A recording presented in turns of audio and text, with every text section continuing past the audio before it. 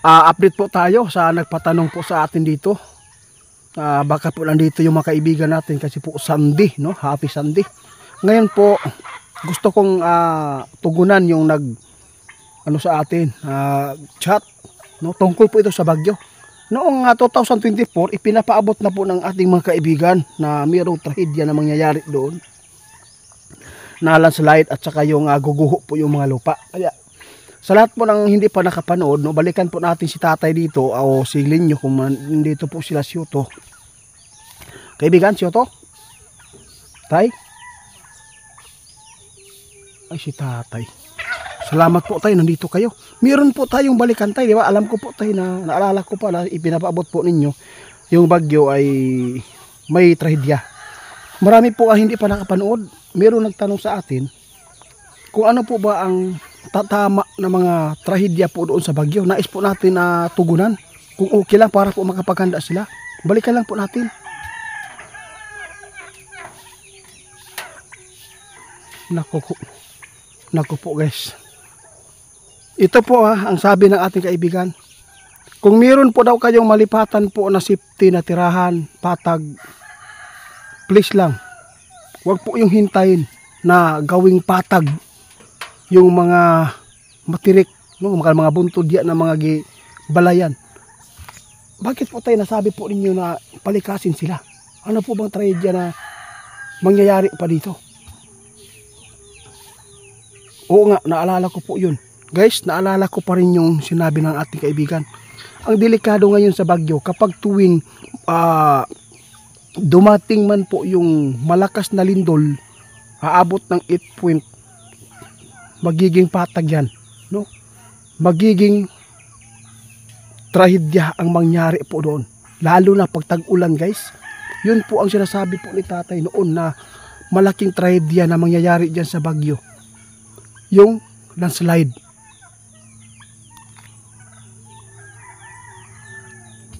Kung sino man po daw yung may mga kamag-anak po doon na kahit hindi kayo nakatira dyan, paki-share po sa kanila. Babala po ito ng ating kaibigan. Nakikita po niya na mayroong darating po na kalamidad po doon sa bagyo na matindi. Tulad po ng pagguho ng lupa, no?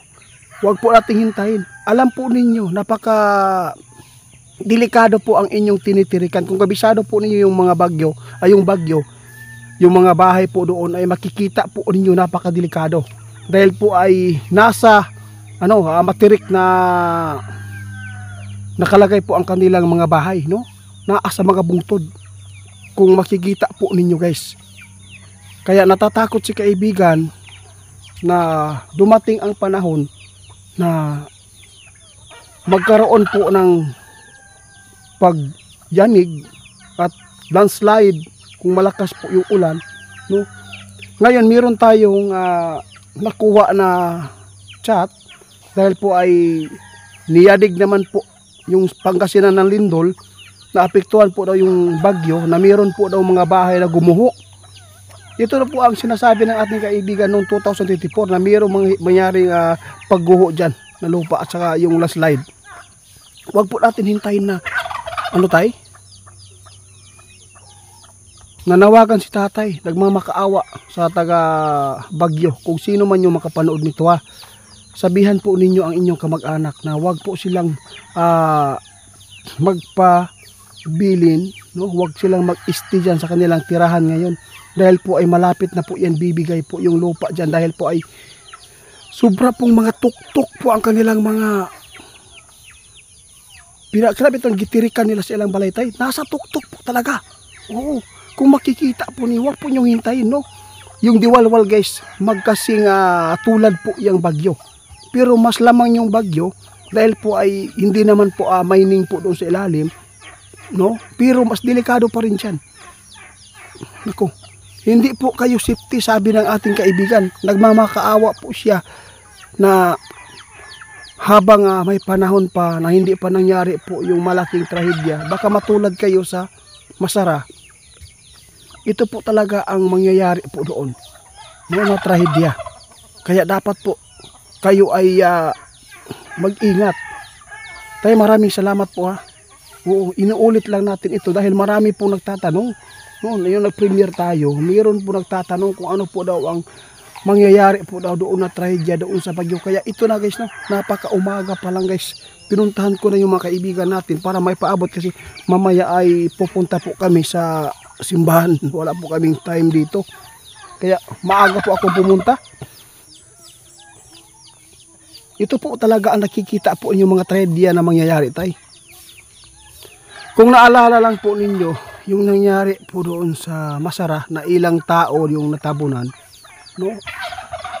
Huwag po ninyong hintayin na lupa na lang ang makita. Yung bahay ninyo na tinitirikan po doon sa tuktok ng lupa, dapat po umalis kayo. Kung meron man kayong malipatan na patag na safety sa landslide, huwag na po niyo hintayin pa. Kasi sa totoo lang tayo, nakapunta po ako sa Bagyo. Nakita ko talaga yung area doon, no? Tuktok talaga ang kanilang mga bahay. Grabe, nakita ko talaga sobrang ano. O kaya dapat po talaga na isalba po ninyo ang inyong pamilya. Huwag po ninyong hintayin na matulad tayo sa Masara. Nasa inyo lang po kung hindi po kayo maniniwala. Basta napakadelikado ang sabi ng ating kaibigan. Delikado gyud kaayo ang inyong gitirikan diha. Delikado talaga ang inyong mga kabahayan ngayon. Lalo na unti-unti na palang na niyayanig po yung Pangasinan. Marami nag-chat po sa atin. Ha, tay? Sabi po ng ating kaibigan, kung dumating po yung The Big One, hindi naman po lahat ng Pilipinas maapektuhan. Pero ang delikado dito, unti-unti na daw niyanig po yung Pangasinan. Apektado pa rin yung Bagyo. Malapit lang po sila doon. Ilang oras lang po yung biyahe. No? Nung niyanig po daw yung yung Pangasinan, may gumuho daw na bahay po doon sa Bagyo. O wag po meron na po nakita si tatay doon. Malaking leaking daw na hindi po napansin. Kasi po, yung lupa hindi po talaga daw makikita ninyo na bumigay na, no? Parang hindi po talaga nakita yung yung biyak po ng lupa. Maraming salamat taya. Kami po ay lubos na nagpapasalamat sa nagtitiwala, nagtatanong sa atin, no? Ito po yung ipinapaabot po namin. Seryoso po ito para sa kaligtasan ninyo dyan. Kaya binigyan tayo po ng normal na pag-iisip para po ay makapag-isip tayo, no? Pwede natin po, sabi ng ating kaibigan, no? Pwede ninyo maingatan, pwede ninyo maiwasan ang mga trahedya kung sa tuwing kayo ay naniniwala.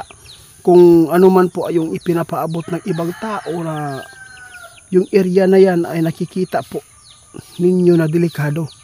Alam mo ba, ang safety po ng mga tirahan tulad po yung mga patag, tulad dito sa amin guys, 50 po ito, hindi naman po totally na bungtod o tuktok, hindi. Kaya taga Bagyo, huwag po niyong hintayin. Nakikita ng ating kaibigan, nagmamakaawa siya na baka matulad kayo sa Masara, at nakita po ng ating kaibigan, no, na gawing patag yan yung tirahan po niyo doon sa Bagyo.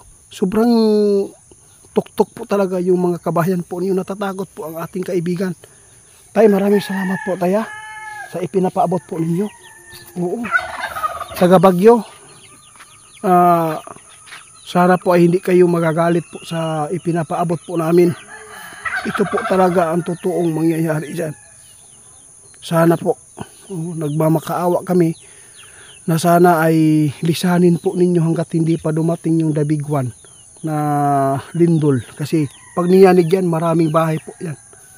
No, na, lalo na po tag-ulan na, ingat po kayo sa tag-ulan. Alis po kayo kaagad kung aabot po ng isang linggo yung ulan po dyan. Huwag po kayong magpakapanti. Kasi doon sa Masara, ayaw po natin na matulad kayo.